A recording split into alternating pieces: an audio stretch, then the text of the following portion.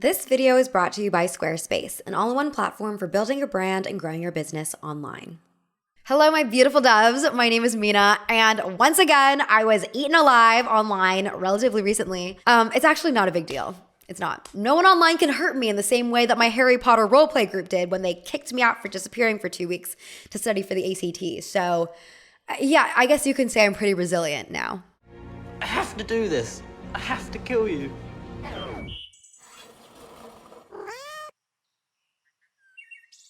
Okay, so I guess I should elaborate, not about the Harry Potter roleplay group. Earlier this year, I wrote an ins and outs list and posted it onto my Instagram stories, which I will also share on screen with you all here. As a disclaimer, ins and outs lists are an unserious meme format that people engage with every new year. But putting Pilates, and to a lesser extent, iced coffee on my personal outs list still made a number of people very upset in my DMs. So let me state for the record, the reason I put Pilates on my outs list is because, one, I personally do not like Pilates. I have a lot of friends who love Pilates, and that's amazing for them, but I just prefer higher intensity workouts. And two, because one of my favorite reads of 2024 that I haven't been able to get out of my head since reading it was Mikala Jamison's essay, The Long Con of Pilates, that she published in her newsletter, Body Type. In the essay, Mikala discusses the impact of Pilates culture, not the exercise itself, to be clear, and I'll read you her opening paragraph. I wrote in 2022 about she does Pilates as cultural shorthand for hot women that had shown up in television juggernauts Abbott Elementary and Love is Blind. This looks amazing. Even Mondays. Does she take Pilates? I don't know. Not long after Lori Harvey credited Pilates for her long, lean muscles at the Met Gala. This is Pilates, I changed my mind. This isn't exactly new in pop culture. Back in 2002, it appeared in Sex and the City when Samantha attributed her wow-worthy body to the practice. Wow. Pilates. Pilates culture, which has become ever more impactful, as seen by the number of Google searches for Pilates nearly tripling from January 22 to 2024, champions this myth that the exercise can get you a slender yet toned body, no matter your genetics. I myself have definitely noticed a lot of interest in Pilates over the years among my friends, among people that I talk to. I think it would just be cool to talk about because at the same time, there's a lot of misinformation. There are a lot of myths, harmful myths. And the deeper that I dove into this research, the more interesting the subject became to me. So today, let's talk about Pilates, the history of women's fitness, and the long-standing preference of the long, lean body over a bulky, muscular body. I do Pilates. Bring it on!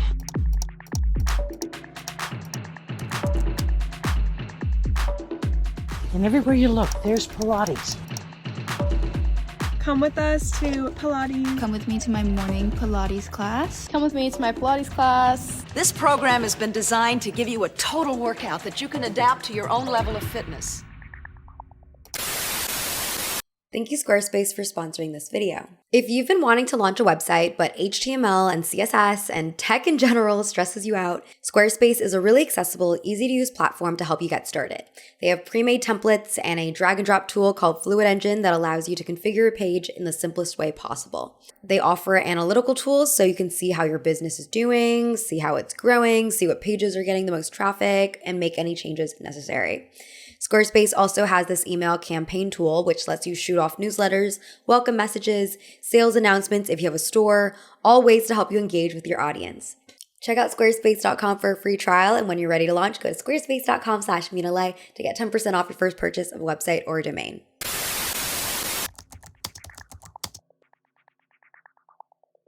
Okay, let's first define Pilates, not the culture, but the exercise. The Pilates method of body conditioning was first developed by Joseph Pilates during World War I. Pilates, the man, not the culture nor the exercise, was a professional boxer and circus performer from Germany. He was living in England at the time of World War I and as a result was labeled an enemy alien and sent to an internment camp with all other German expats.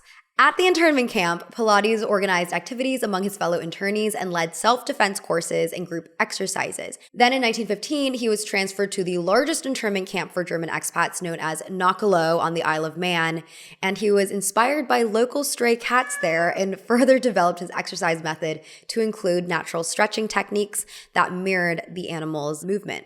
Also at Natalia, he worked with sick or injured internees, which would become his primary inspiration for developing apparatus exercises. You probably know of these as reformer exercises. Pilates initially called his method contrology, and in his book Return to Life, he explained it as such. Contrology develops the body uniformly, corrects wrong postures, restores physical vitality, invigorates the mind, and elevates the spirit. And also gives you the arms of Miley Cyrus. Wait, he didn't write that.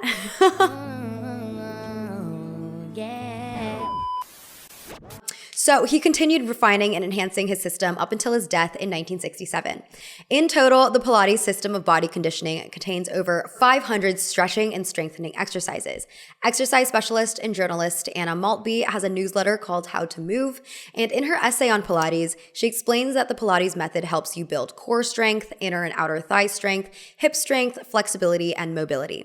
She notes that it's a great method to support posture, improve upper back strength and scapular stability, and build a stronger mind-body connection. However, she also writes that Pilates is not a cardiovascular workout and does not build muscle mass. It doesn't increase agility, speed, or power, and is unlikely to change your body composition. So, how did Pilates become glorified as the be-all, end-all exercise? While Joseph Pilates is undoubtedly the originator of Pilates, I think the way that it is taught and revered today has much to do with the 1970s and 80s women's fitness movement. So let's crack open the history book again. We are indoctrinated almost from birth to keep fit. Stay slim, stay fit is a recurring theme in our lives. Economic, personal, and social success is often measured by physical attractiveness and sports ability. In the 1970s, we started to see a major fitness boom for all genders, in part because there was a growing awareness about how good health can improve and extend your life, as well as increased fears of obesity and heart disease. History professor Mark Stern writes that the shift to less physical work in the latter half of the 20th century also played a role. He quotes a journalist who wrote in 1978, "We men and women of the 20th century are probably the only beings in the long history of mankind who have found it necessary to intentionally seek out forms of exercise to keep ourselves fit." With that said, women still played an important role in expanding the fitness movement. Some writers estimated that 60 to 65% of the fitness movement was represented by women, which ultimately did shape the industry at large. Reasons for women joining the fitness movement in droves can be pinned down to a number of things, including rising feminist ideology, Title IX leading to increased female participation in sports, and the rise of women in the workplace. With new financial independence, women had more money to spend on not just fitness, but also on clothes and makeup, which of course added to their overall desire to look better. One pioneer of women's fitness was Judy Shepard Missett. Judy with an I, a spelling choice she made before her freshman year of college to seem sexier and more sophisticated. In 1962, Judy left her small-town Iowa home to head to Northwestern University, where she launched a professional dancing career while majoring in speech. However, after she had her daughter in 1968, she wanted more work stability that a career in dancing just couldn't give her. In the summer of 1969, she started to teach a Saturday morning class called Jazz Dance for Adult Beginners. She loved teaching, but her retention rate was actually quite low, a 90% dropout rate. Yikes. When she asked people why they weren't returning to her class, they told her it was just too hard. One of them said, "I just want to look good for my high school reunion this fall." Another student said, "You're teaching like we're going on to become professional dancers, but really we just want to look like professional dancers." Judy realized that these women didn't want to learn the art of dance. They wanted to exercise. She started posting flyers for a new adult class called Jazz Dance for Fun and Fitness. She changed the format to one with no choreography. The students would instead follow her lead as she went through basic steps in real time.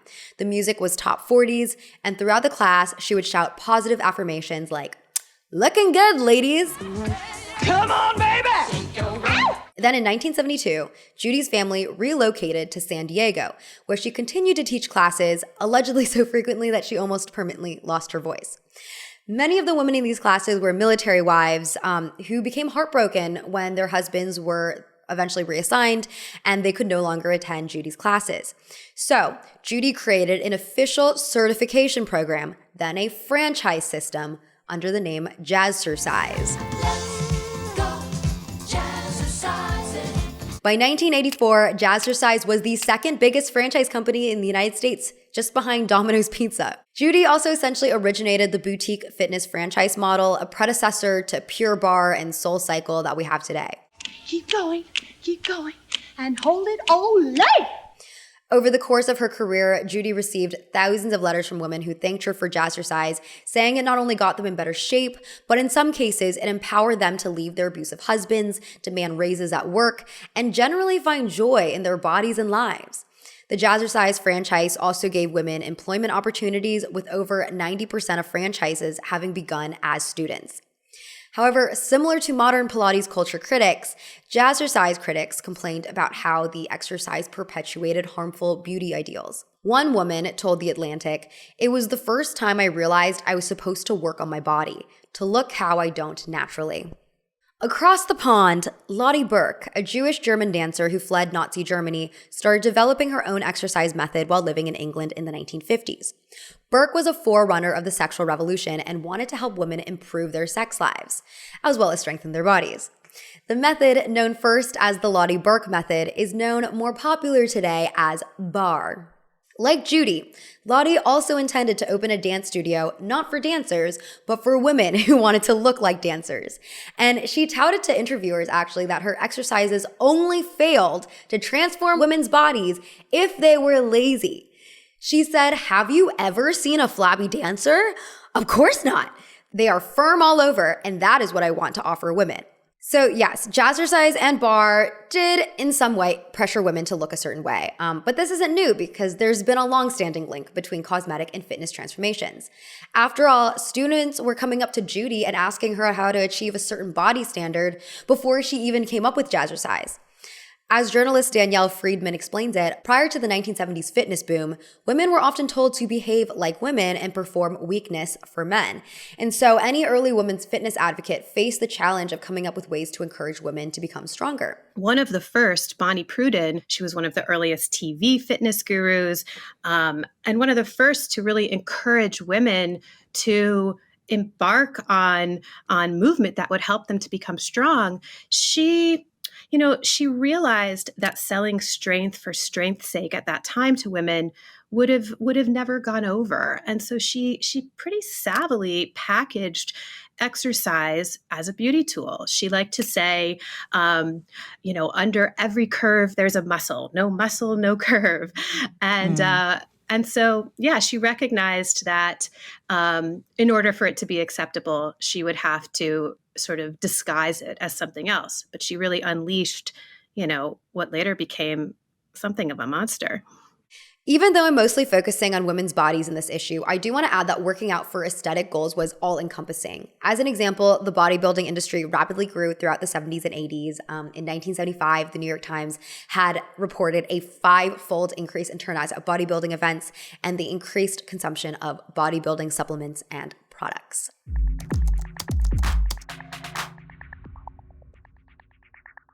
The days of colorful spandex may be behind us, but we still have women-dominated fitness studios today.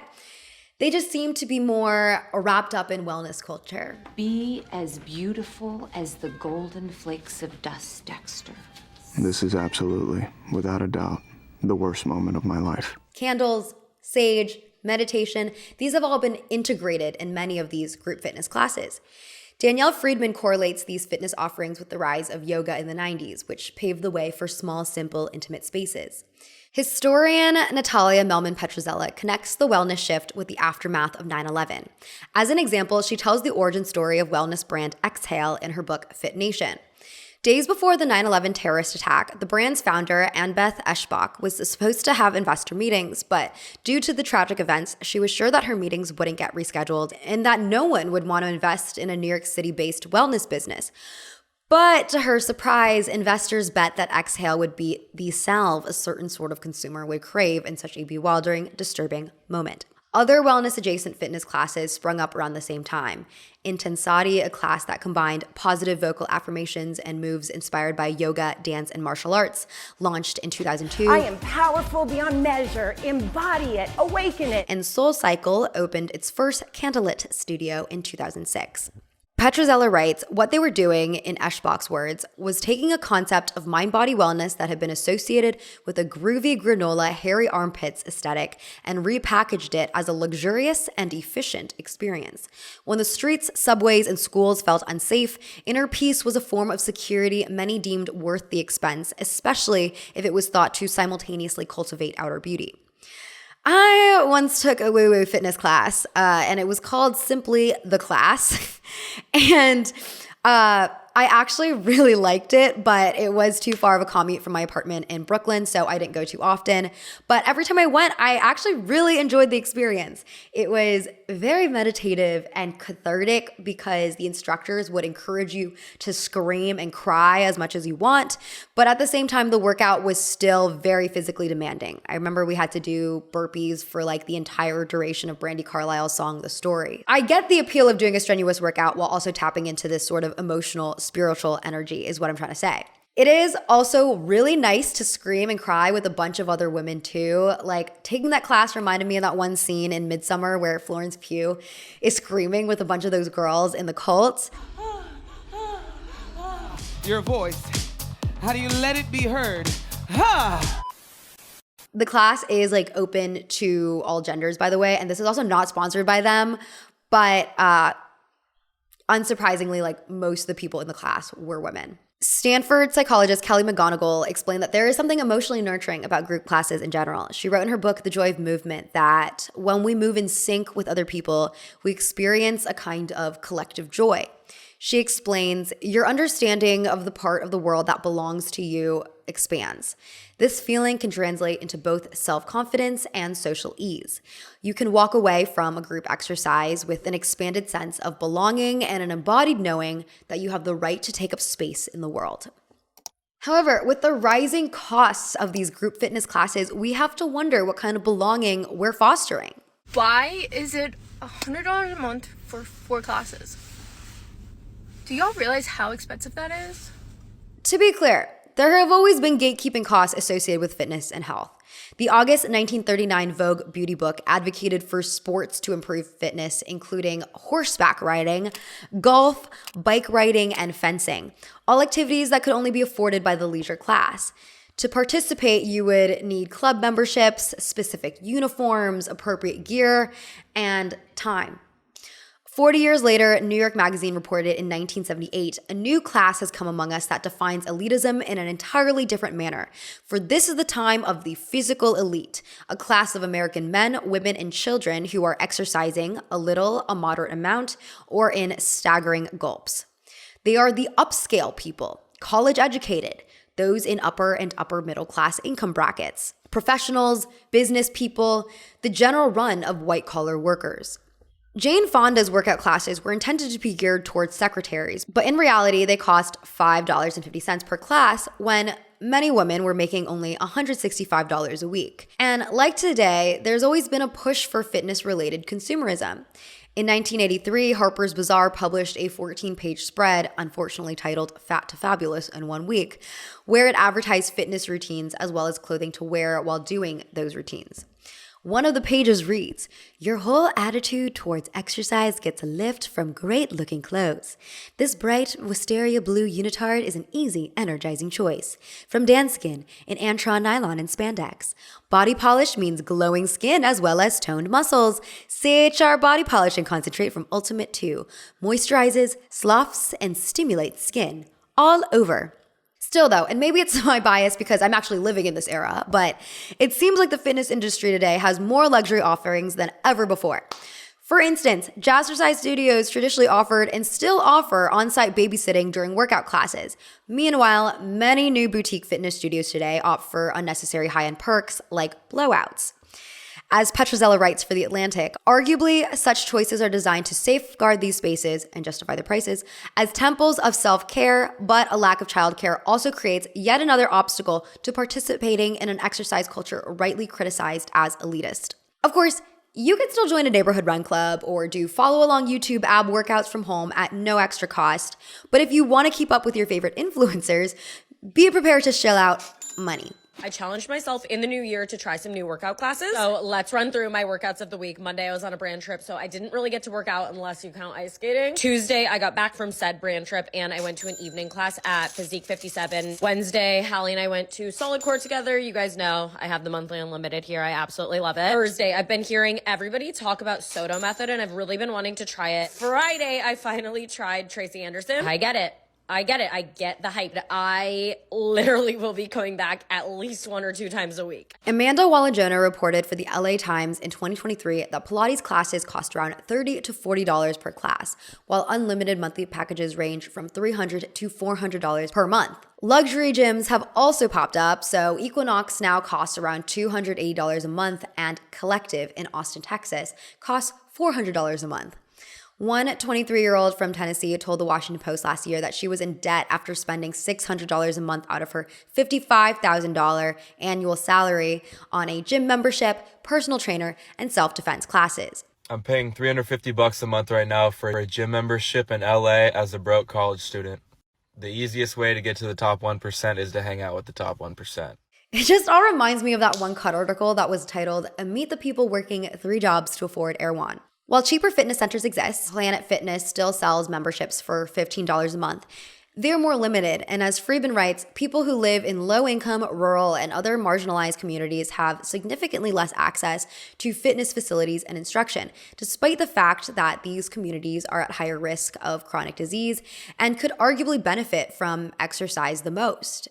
Also, I just want to add here that I am someone who will pay more money for nicer fitness stuff because I know myself and I know that I hate working out. Right? Hate is a strong word. I have to really motivate myself to work out. And so, if I'm working out in a space that's nicer and it has these kinds of sauna amenities, then I'm more likely to go. At least that's what I tell myself.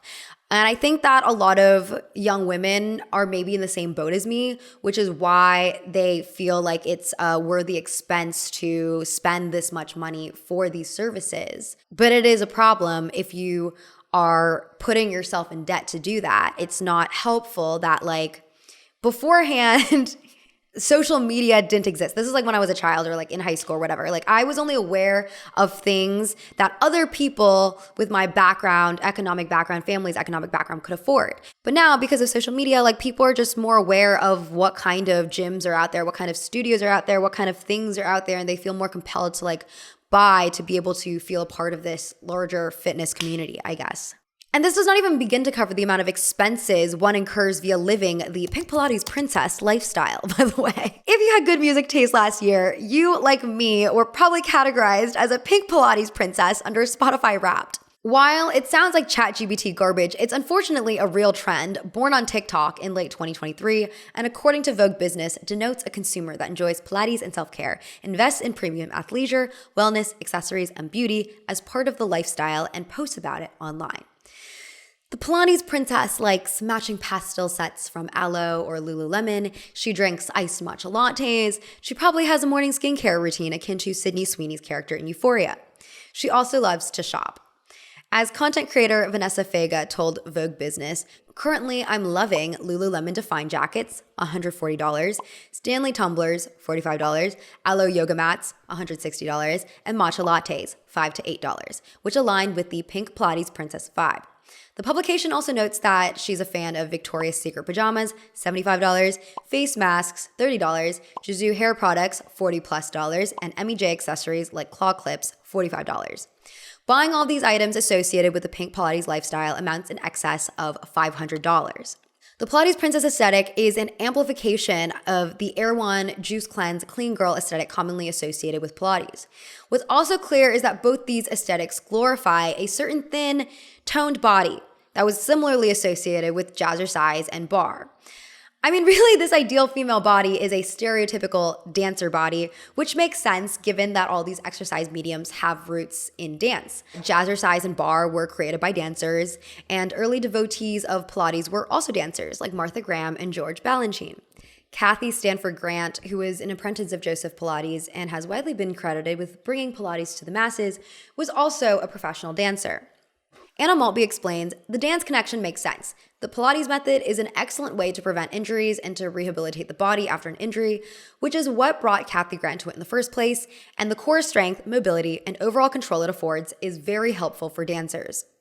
However, the idea of the dancer body is a product of the dance community's rife body image issues, especially in the ballet world. You don't necessarily need to be rail thin to be a good dancer, and actually up until the 1950s, there were many professional dancers who were relatively curvier. But George Balanchine, the founding choreographer of New York City Ballet, popularized the preference for dancers with long legs and tiny heads, a preference that has stayed for years long after he retired. And I'm not starving myself to death for Balanchine at City Ballet. The ballet dancers who have these bodies tend to be the ones who get selected for performances, solidifying this idea in our culture that all dancers have a certain body type. It's also common for dancers who don't naturally have this build to develop eating disorders or to quit altogether. For example, in 2020, Catherine Morgan posted a YouTube video, Why I Left Miami City Ballet, describing her experience with the company, which lasted just one season. Catherine had previously left New York City Ballet due to an autoimmune disease she was dealing with, and her soloist contract with Miami in 2019 was meant to be her comeback. But when she got there, she was criticized for not looking small enough. She is also a size US 2 for reference. I was already sort of like, okay, this is clearly not the right place for me. I'm not valued. They wanted a certain look, and I didn't fit that look. Directors are absolutely allowed to want a certain thing. They're human beings. Everybody has an opinion. I did not fit that mold. My problem is that at a size 2, I was told I was an embarrassment in terms of size. I was told that I would not represent the company in its best light, and I was not an inspiration until I was on stage in pointe shoes, looking like a ballerina. Unlike ballet, which I think has more of an attitude that's like, you're either thin or you're not, Pilates marketing promises thinness, no matter what your starting point is, as long as you stay dedicated to the workout. One Pilates instructor actually went viral on TikTok for saying that all her students have the same body type in her classes. It's so crazy to me how just this certain workout gives this copy and paste body type to people who stick to it and do it so much. Can I just say this is an insane thing to say? I have taken Pilates classes in the past, and in my classes, there have been a range of body sizes. So I feel like it's kind of more of a tell for what studio you're teaching at, if anything. And it's just also factually wrong that consistent Pilates will change the shape of your body to look like Miley Cyrus, unless you already have a genetic predisposition to look like Miley Cyrus, or you're doing something else on the side, like going into a calorie deficit or getting lipo. McCullough also explains that you can't change the length of your muscles, and technically all muscles are lean. The colloquial long, lean appearance just means less body fat and more musculature. And, as a disclaimer, I hesitate to make any objective statements about what kind of exercise will get you certain results because every body is different. So the things that work for me won't necessarily work for another person. But McCullough writes in her piece that weightlifting, along with fixing your nutrition, is the most effective way to lose fat while gaining muscle if that's your goal. And I actually worked with a personal trainer for about half of last year, and she told me the same thing, which is why I feel compelled to share this. But again, everyone is different. Also, there's a factor where if the teachers and influencers promoting the studio all have a similar body type that is different from yours, you might not feel welcome to sign up for the classes, leading to this messed up statistic, this limited study, that everyone in the class has the same body. There are also some members-only studios and gyms that require you to apply with your social media handles. I don't know what goes into the vetting process. I do not work at these gyms, but I imagine they're more prone to accepting people who have a certain look already. Anyways, I don't know where this TikTok Pilates lady teaches, but I'm just saying there's other possible explanations for why all her students might look the same that have nothing to do with whether or not the workout actually creates this body. Anna Maltby actually trained to teach Pilates and mentions in her essay that many studios have an anti-fat bias, which is unfortunately unsurprising for exercise studios. But on top of that, the training is often based on the assumption that every student will be straight-sized. She writes, "This is very frustrating for me as an instructor who would like to be able to teach people in all bodies because I know there are certain movements that don't feel good or simply won't work for certain sizes or shapes." What that means is there might be a few students who came into this class wanted adjustments that made sense for their bodies and didn't receive that instruction, so they left the class and went somewhere else, hypothetically speaking. Because, no matter what Pilates marketing tries to make it seem, Joseph Pilates designed this exercise to be accessible for everyone.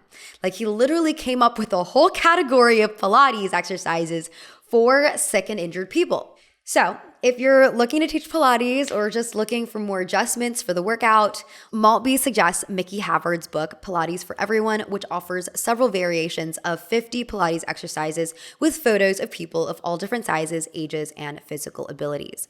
She also gives shout outs to Ivy Barron of Requisite Pilates, who teaches and hosts seminars for instructors, collectives like Black Girl Pilates that support Black students and instructors, and Studio MDR, which hosts donation-based classes. I'm strengthening my core, just like Joseph Pilates intended.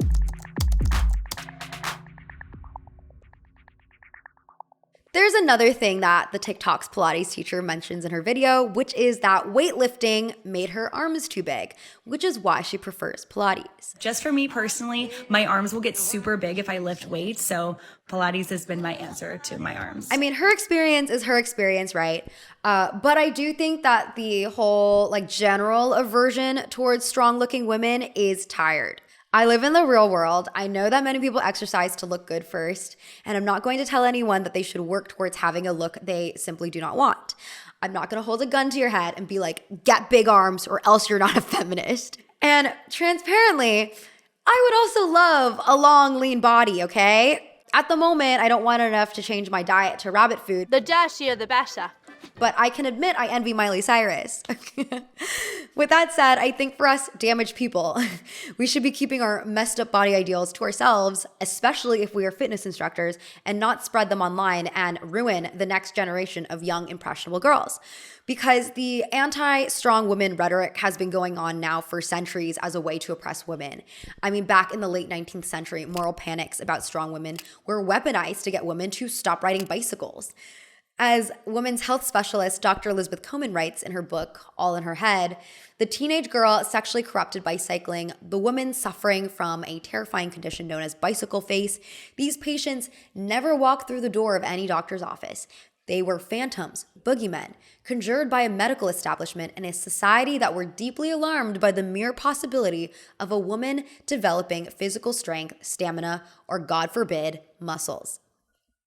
Bicycle face, by the way, refers to the peculiar strained set look often associated with bicycling, according to British physician Arthur Shadwell, writing in a National Review article called The Hidden Dangers of Cycling. I'm assuming bicycle face was just the face you made when you're concentrating and trying not to run over horse poop and whatever else was on those gross Edwardian streets. In 1912, Dudley A. Sargent echoed these fears when he wrote an article for the Ladies' Home Journal titled, "Are Athletics Making Girls Masculine? A Practical Answer to a Question Every Girl Asks." In the article, he states that women should exercise only in very particular ways, lest they overtax their bodies or worse, begin looking like men. In his defense, Sargent wasn't the worst doctor out there and actually had a lot of refreshing takes for the early 20th century. According to Comen, he didn't even personally care that much about women being muscular, but was just aware that this was a societal concern and I guess was trying to address that for the readership. However, during World War II, the government did a whole switch up and was like, wait, we just sent all the men overseas. We actually kind of need women to get to work. In plants and factories all over the country, this was a common sight at quitting time not so long ago. Today, we see a different scene. Women have joined the men in the production lines, and the percentage of women in industry is expected to be much higher very soon. So there was a blip in time when women were actually encouraged to be stronger. We wouldn't be women if we weren't concerned about our figures, but increased activity at our jobs now needs increased energy to do these jobs efficiently. Hence Rosie the Riveter, who had quite the muscular forearm if you look closely. Around the same time, we saw the birth of America's first professional sports league, the All-American Girls Professional Baseball League. By the way, if you haven't seen the 1992 classic, A League of Their Own, you have to. It's a fictionalized account based on this league, and it's just a very heartwarming, sort of cheesy but nostalgic story. Tom Hanks plays a pretty annoying character in the film. Don't watch it for Tom, watch it for Gina Davis. and Madonna. Anyway, this was featured in the movie, but one of the rules of the league was that the players were not allowed to wear pants and they were required to wear lipstick at all times. Meaning, you're allowed to play sports, but you have to do it in a feminine way. Going into the post-war period, sweat was still seen as a masculine and unladylike thing, so the ideal form of exercise for women was non-strenuous, and of course, thinness was the goal, not strength. As Judy Shepard-Missett explained about the mid-century health and wellness industry, the mentality wasn't so much about fitness, it was about looking good. I want to get my hips smaller, I want to lose 5 pounds. It wasn't about health and wellness. In the 1970s, there was a growing movement for female bodybuilders, but this was met with considerable disdain. For example, in 1971, a doctor named Tenley Albright wrote in a report commissioned by the U.S. Department of Health, "The muscle-building type of exercise, such as weightlifting, does not suggest itself to any of us as suitable for girls, partly because a woman would not look attractive performing, and partly because she would have to look unattractive to us if she had the muscles she'd need to perform well. While this kind of exercise would not cripple a woman or decrease her ability to keep house well, Jesus Christ, it certainly would not add to her feminine image." We were seeing the idea of muscle tone being an attractive trait on the female body, but there was always a line of too much. Even female bodybuilder pioneer Lisa Lyon threw some shade at women who got, in her opinion, too big, equating them to have some gross caricatured body. And this idea still exists today, hence why a lot of women are concerned that weightlifting will make them look too big or too masculine. By the way, I started weightlifting last year and I actually really love the effects it had on my body. I honestly didn't notice much size difference at all in my arms, but I felt so much stronger and way more confident and capable. It's actually really difficult to build bulky muscles, like even if that was your goal. Munchies did a feature on heavyweight bodybuilding champion Renee Campbell, who explained that she consumes about 4,500 calories a day, goes through 150 eggs in a 1 week, and eats every 3 hours to maintain her physique. In my typical day, I'd have a breakfast, then 3 of these meals, a protein type meal after training, so that's 5. Then I'll have a sit-down meal at night, which I'll prepare separately, so it's more exciting. And then a protein meal just before bed. To gain a lot of muscle, you have to also be consuming a lot of protein and other nutrients, because without enough protein, your body will break down the muscle. It just will not let you build it. Now, there's not a total agreement on what the average person's recommended protein intake should be, but according to kinesiology professor Dr. Stuart Phillips, you should consume about 0.5 to 0.7 grams of protein per pound of body weight. And he cited a 2022 NIH paper in an interview with the New York Times last July. So, getting bulky is much harder than you think. And even in saying all this, like, the antagonism towards musculature in women is purely an aesthetic preference, because I think it's actually objectively better for your body to be stronger. I mean, I think if you're taking 1 million supplements to reach your protein goals, that might be questionable for your health, but in general, it's good to be strong. After all, muscle loss, also known as sarcopenia, affects more than 45% of older Americans, especially women. Loss of strength increases the risk of falling, which is actually the top cause of death from injury in older adults, according to NPR. Disturbingly, this rhetoric for lean muscle is actually so pervasive that even professional athletes are affected by it. Dr. Elizabeth Comen reported how the emphasis on having a small body rather than a strong one was heightened by technology like DEXA scans, where coaches use them to keep tabs on the body composition of female athletes. In 2022, the New York Times reported that the pressure on young women to be as thin as possible is so strong, and the leaner is better mindset so entrenched that athletes would be congratulated for dropping body fat even when it made no difference to their actual performance, and even when they got so thin that they stopped menstruating and started losing their hair. We also see these ramifications in competitions like the Olympic Games, when gold medalist Iman Khalif was under public scrutiny for possibly being trans. She's cisgender, by the way. Part of this outrage is, of course, racism and transphobia, but another part is caused by just a lack of education and representation of women with strong bodies. Like, people just couldn't believe a woman could have that much muscle.